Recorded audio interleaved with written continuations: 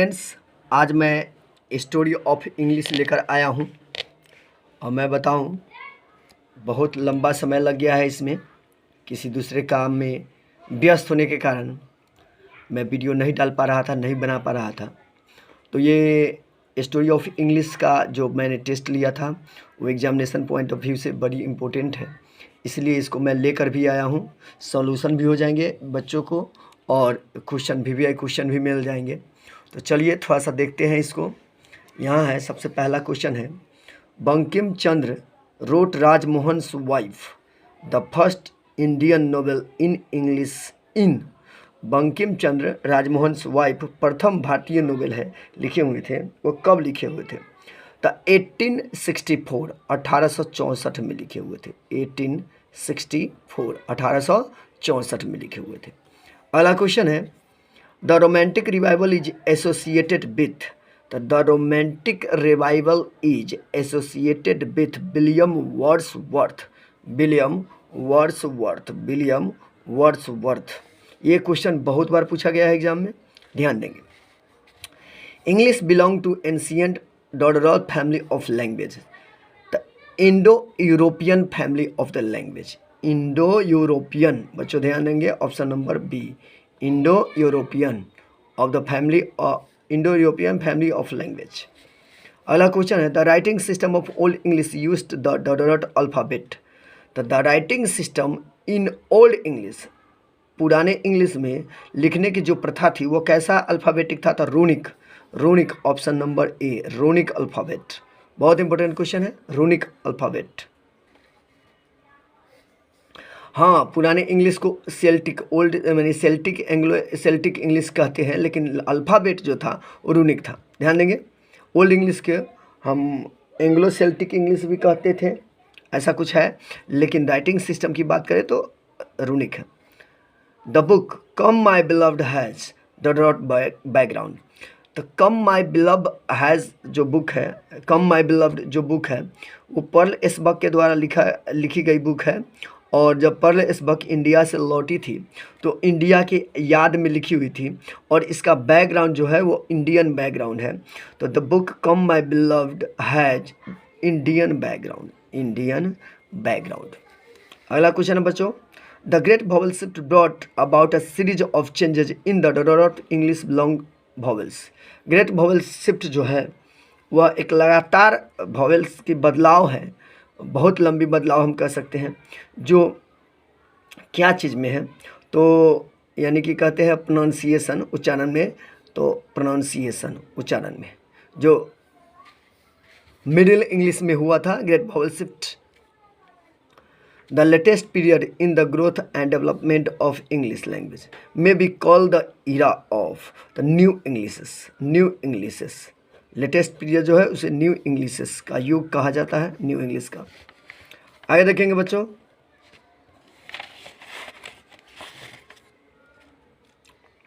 English language is dot than Sanskrit and Persian. English language जो है संस्कृत और पर्सियन से यंगर लैंग्वेज है। तो इंग्लिश इज यंगर या much younger than Sanskrit and Persian, माने संस्कृत और पर्सियन के बहुत बाद इंग्लिश लैंग्वेज आया हुआ है बच्चों, ध्यान देंगे, ऑप्शन नंबर बी, यंगर।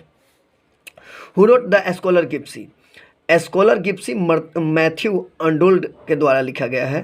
तो who wrote scholar gipsy? Scholar gipsy is written by, या एस्कोलर गिप्सी रोट, यानी Matthew Arnold wrote scholar gipsy, option number A.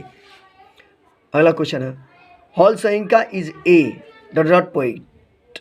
Whole Soyinka is a dot poet. तो होल सोइंका एक Nigerian poet थे, Nigerian poet, option number A. Who wrote Huckleberry Finn. Huckleberry Finn की बात करें तो Huckleberry Finn लिखा गया है मार्क ट्वेन के द्वारा, ऑप्शन नंबर डी में देखेंगे बच्चों, mark Twain, mark Twain. The world drama comes from dot world. तो ये बड़ी इंपॉर्टेंट क्वेश्चन है, कई बार ये पूछा हुआ है। The world drama comes from Greek word, Greek word. आगे देखेंगे बच्चों, क्वेश्चन नंबर 13 है, Goldsmith and Sheridan made contribution to the novel. novel. Option number A. The Old English period is characterized by. The Old English period is characterized by inflections. Option number C बच्चों, option number C. अगला है the major linguistic change in English is. तो जो मुख्य रूप से जो बदलाव हुआ उसको हम क्या कहते हैं? The great vowel shift. Great vowel shift, option number D. Savitri is written by sir Aurobindo या Arvind Ghosh. Option number A बच्चों, ऑप्शन नंबर ए। अगला क्वेश्चन है Macbeth and Julius Caesar are written by William Shakespeare. These are the dramas written by William Shakespeare. Macbeth and Julius Caesar एक ये dramas हैं जो William Shakespeare के द्वारा लिखा गया है। Option number C. The great vowel shift took place during Middle English. Great vowel shift का जो बदलाव हुआ था, ग्रेट वॉवल शिफ्ट जो हुआ था ये कब हुआ था? तब मिडिल इंग्लिश में। Option number B. अगला क्वेश्चन है बच्चों English use from 15th centuries called. 15वीं शताब्दी से जो इंग्लिश उपयोग की जा रही है उस इंग्लिश को मॉडर्न इंग्लिश कहा जाता है। Option number B. The history of English begins with the coming of. English का इतिहास शुरू हुआ था, इंग्लिश का इतिहास शुरू हुआ था बच्चों, एक मिनट। इंग्लिश का the history of English begins with the coming of Anglo Saxon from Europe. New varieties of English that have emerged in different parts of the world is called New English. Option number B, New English. Gitanjali was written by R.N. Tagore यानी Rabindranath Tagore. Option number D. Gitanjali, Chitra, heaven of freedom, these all are written by Rabindranath Tagore. David Copperfield was written by Charles Dickens. David Copperfield, Charles Dickens. Tughlaq is written by Girish Karnad. Girish Karnad, option number A, Girish Karnad. अगला question है बच्चों the major linguistic change is known as. The major linguistic change is known as great vowel shift. Option number C. अगला question है बच्चों untouchable and coolie are written by. तो untouchable and coolie are written by Mulk Raj Anand, जिनके short में बोला गया M R. Anand. Option number C, M R. Anand. The development of the dot was helped by the introduction of printing technology. तो ये Middle English में हुआ था। Middle English, option number B, Middle English. माने पेंटिंग का जो डेवलपमेंट हुआ था, पेंटिंग टेक्नोलॉजी का, वो मिडिल इंग्लिश में हुआ था। The god of a small thing is written by Arundhati Roy. बच्चों ये क्वेश्चन से लेकर मैंने किसी स्टूडेंट से क्वेश्चन उपलब्ध कराया गया है, कहीं कहीं लिखा होगा, कभी कभी टिक भी लगा होगा, कहीं कहीं गलत आंसर में भी टिक लगा है, तो इससे मतलब नहीं है, जो हम पढ़ा रहे हैं उसको ध्यान देना है। The god of a small thing is written by Arundhati Roy. The year 1066 is taken to be the end of old English.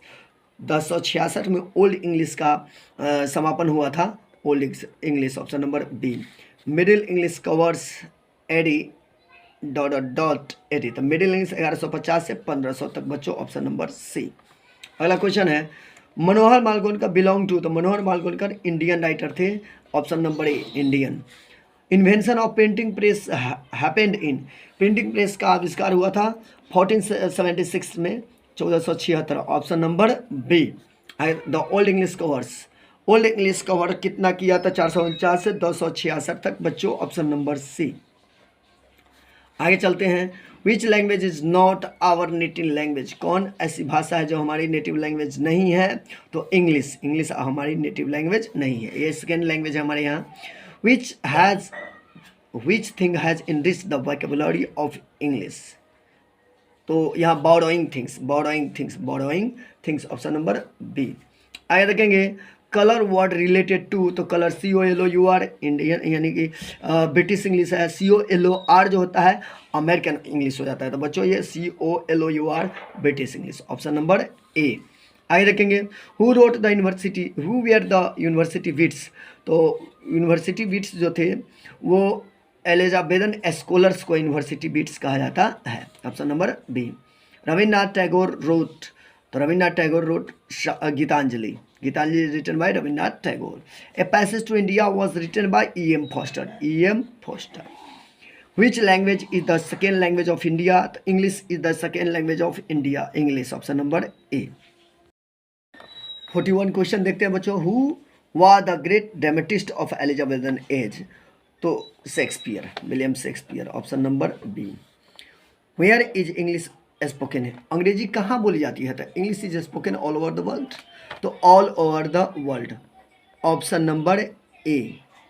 Option number A. The Anglo Saxon we adore people. And Anglo Saxon कौन ऐसे लोग थे? The European. Indo European. A.